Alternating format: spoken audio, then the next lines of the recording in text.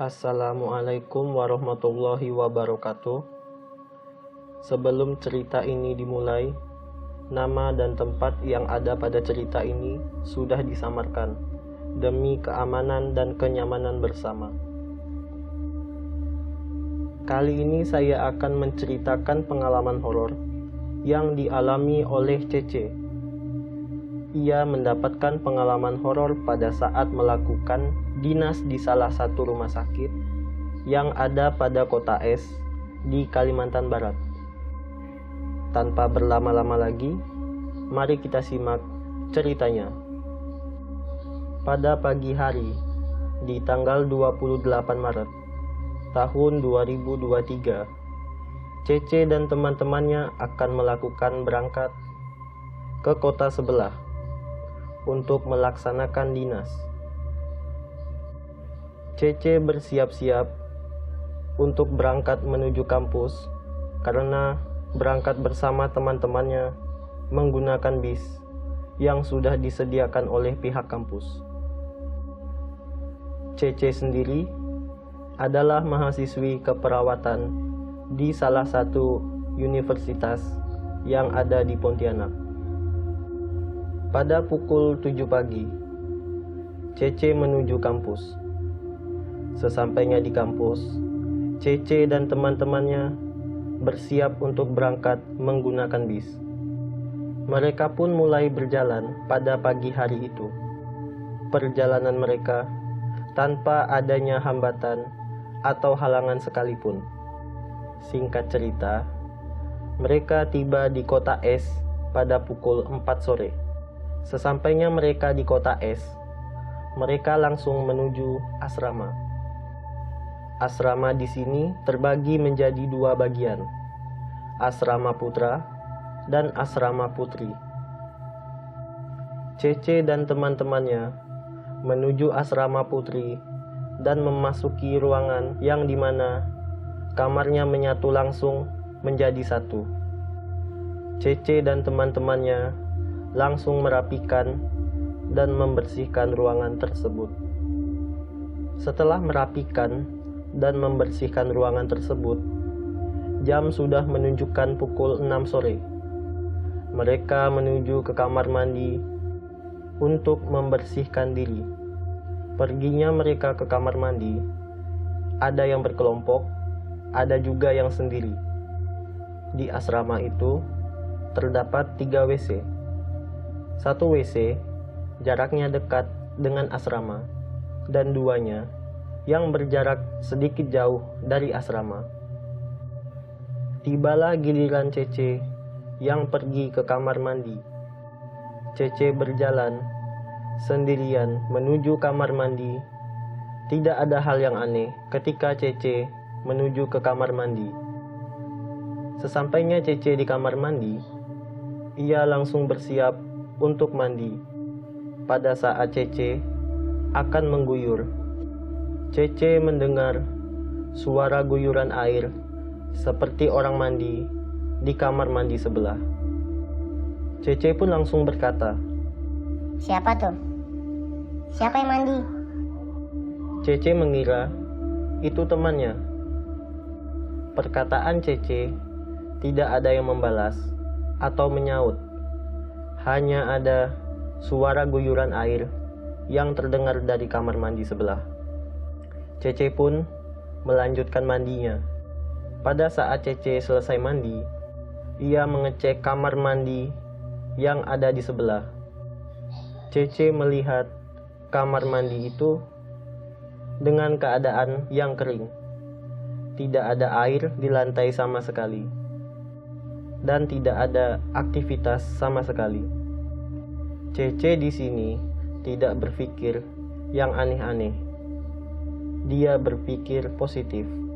Mungkin air kerannya rusak. Cece langsung menuju ke kamarnya. Keesokan harinya, Cece mulai berdinas pada pukul 7 pagi. Cece berangkat menuju rumah sakit lebih awal karena jarak asrama menuju rumah sakit lumayan jauh. Cece bergegas berangkat bersama dengan satu temannya. pada hari itu, Cece mulai melaksanakan tugasnya sebagai perawat. Cece merawat lansia yang ada di situ. Ada satu lansia yang dikenal Cece bernama Ibu Mita. Ibu Mita menceritakan kepada Cece bagaimana seluk-beluk yang terjadi saat asrama dan panti itu didirikan, karena Cece sendiri dinas di panti jompo. Ibu Mita menceritakan kejadian-kejadian mistis yang ada di rumah sakit. Ibu Mita bercerita bahwa ada satu sosok hitam yang sering keluar masuk asrama putri setiap jam 12 malam, dan ada suara tangisan di depan asrama putri setiap jam 2 dini hari.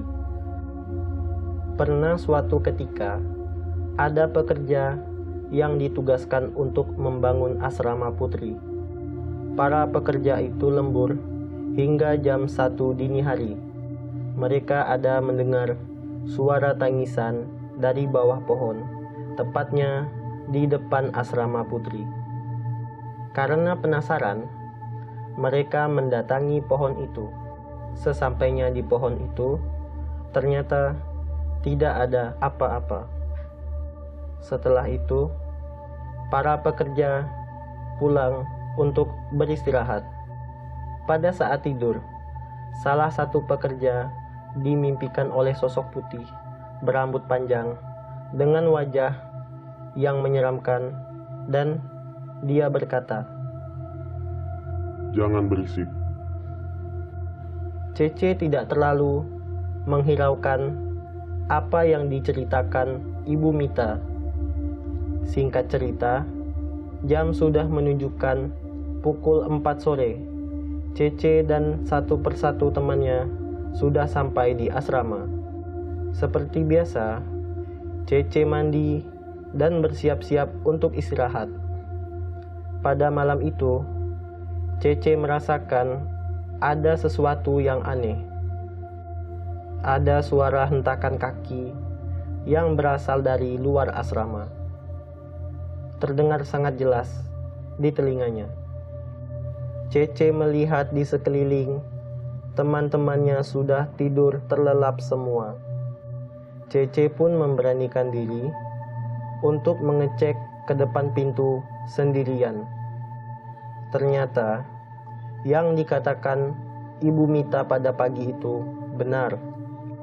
Cece melihat sendiri sosok hitam yang selalu mondar-mandir di depan pintu asrama. Cece pun bergegas untuk kembali ke kamar dan menutup kembali pintu asrama. Cece panik dan ketakutan karena teman-temannya sudah tidur. Hanya Cece sendiri yang belum tidur. Tak lama kemudian, terdengar suara rintihan wanita yang menangis yang berasal dari luar asrama. Suara itu terdengar sangat jelas. Cece mendengarkan suara itu dengan seksama secara terus-menerus. Suara itu semakin kuat dan semakin dekat. Setelah Cece mendengarkan suara tangisan itu, tiba-tiba jendela kamar ada yang menggedor. Cece di situ ketakutan dan panik. Cece langsung membangunkan temannya, tapi temannya tidak seorang pun yang bangun. Cece kebingungan. Di situ akhirnya Cece berkata di dalam hati, Udah, jangan ganggu aku. Aku di sini niatnya baik. Aku mau ngebantu lansia-lansia yang ada di sini.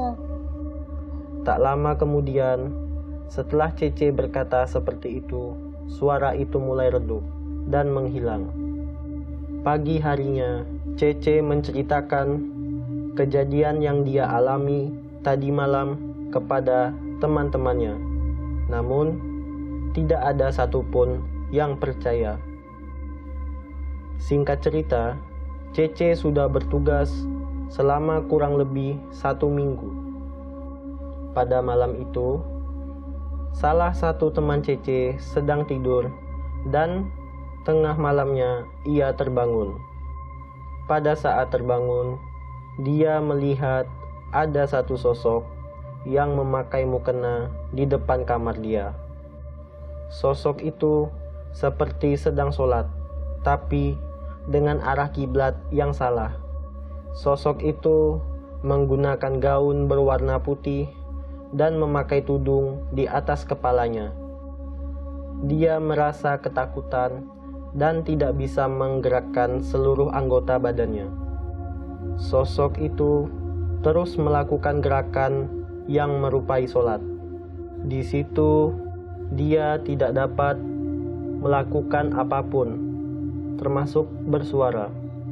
Tak lama kemudian, dia dapat bersuara dan berkata, Tolong, tolong. Teman-temannya yang ada di kamar itu terbangun karena mendengar suara dia yang meminta tolong. Temannya pun berkata, Kamu kenapa? Dia menjawab, Aku tadi melihat ada orang yang sholat di situ. Padahal kalian kan udah tidur semua. Disitulah teman-temannya mulai percaya dengan apa yang diceritakan oleh Cece. Pada hari itu, mereka sudah mulai mempercayai hal-hal mistis yang ada di situ. Seiring berjalannya waktu, setelah 2 minggu mereka dinas, mereka pulang dan meninggalkan asrama itu dengan selamat. Terima kasih. Itulah cerita yang dialami oleh Cece pada saat dinas di kota Es yang ada di Kalimantan Barat. Saya undur diri. Assalamualaikum warahmatullahi wabarakatuh.